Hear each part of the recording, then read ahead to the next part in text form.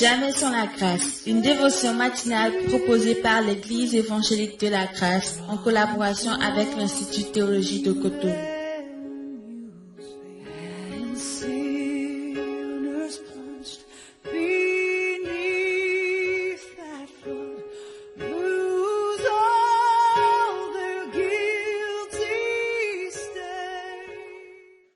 Chers amis, chers internautes, nouvelle journée, nouvelle provision, bienvenue dans cette nouvelle semaine avec sa toute première dévotion. Que le Seigneur vous bénisse. Merci vraiment au frère Désiré pour tes précieuses dévotions la semaine passée. Et ce matin, je bénis Dieu aussi pour la vie de mon ami Edouard, notre caméraman. Toujours fidèle chaque matin, fidèle au poste pour notre plus grand bonheur et que le Seigneur le bénisse vraiment. Seigneur, merci parce que ta bénédiction abonde sur nos vies, sur mon équipe et moi-même et sur chacun de nos auditeurs ce matin. Amen. Alors, ce matin, j'aimerais vous entretenir sur un verset qu'un ami m'avait envoyé en début de week-end, dans Actes chapitre 15, le verset 8, un verset magnifique, où il est écrit « Dieu qui connaît les cœurs leur a rendu témoignage en leur donnant le Saint-Esprit comme à nous. » Amen. Vous savez, pendant le premier voyage missionnaire des apôtres, dans Actes chapitre 13, ils ont rencontré pas mal de problèmes, entre autres le problème avec des gens non qualifiés, des gens qui devaient se taire mais qui commencent pas à parler, c'est-à-dire ces pharisiens qui sont allés sur leurs traces pour semer de l'ivraie dans les bonnes graines de l'évangile que les apôtres ont semé. Donc du coup, les apôtres ont trouvé bon de faire une pause dans leur mission et d'organiser cette conférence, ce concile à Jérusalem pour discuter, pour traiter de ce problème avant d'aller plus loin. En passant, je trouve que c'est vraiment intéressant d'accepter de perdre du temps pour en gagner. Parce que apparemment, faire une pause pour régler un problème, ça peut nous sembler perdre du temps. Mais je crois que c'est de la sagesse, de savoir faire des pauses dans nos vies afin de gagner du temps. Ça, c'est le meilleur moyen de racheter le temps, comme la Bible nous l'enseigne. Bref, c'est ce que les apôtres vont faire. Et Pierre va prendre la parole ici et il dit « Dieu qui connaît les cœurs leur a rendu témoignage ». Il parlait de ces païens. Chers amis, chers internautes, c'est de ça que j'aimerais nous entretenir ce matin. Un Dieu ou le Dieu qui connaît les cœurs.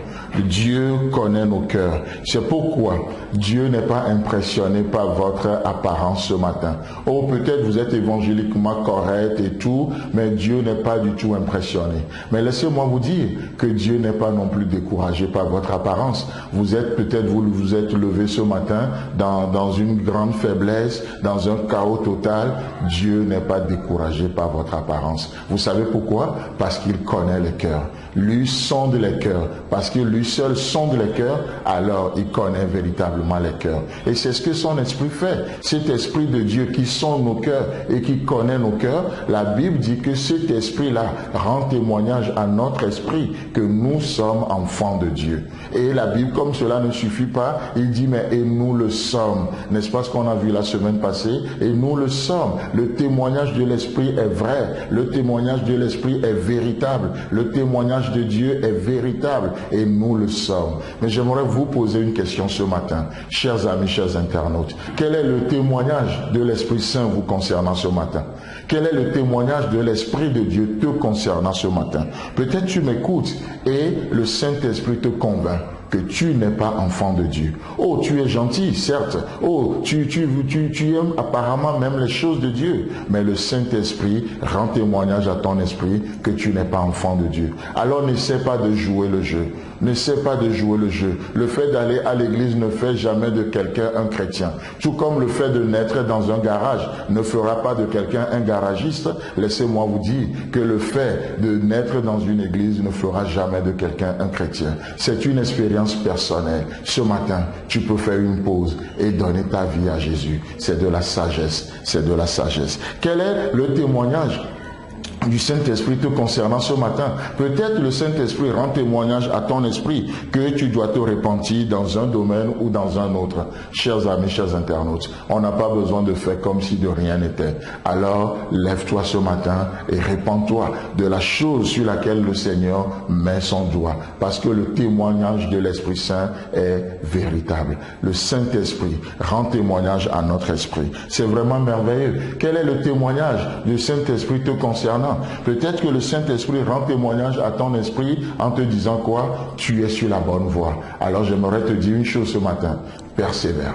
Persévère. Peu importe les difficultés, peu importe les hauts et les bas, persévère. Marche selon ce témoignage que le Saint-Esprit rend à ton esprit dans cette journée. Si c'est pour te convertir, donne ta vie à Jésus. Si c'est pour te repentir, prends ton courage à deux mains et repens-toi. Si c'est pour persévérer dans la voie sur laquelle tu es, alors va de l'avant et le Dieu de paix sera avec toi.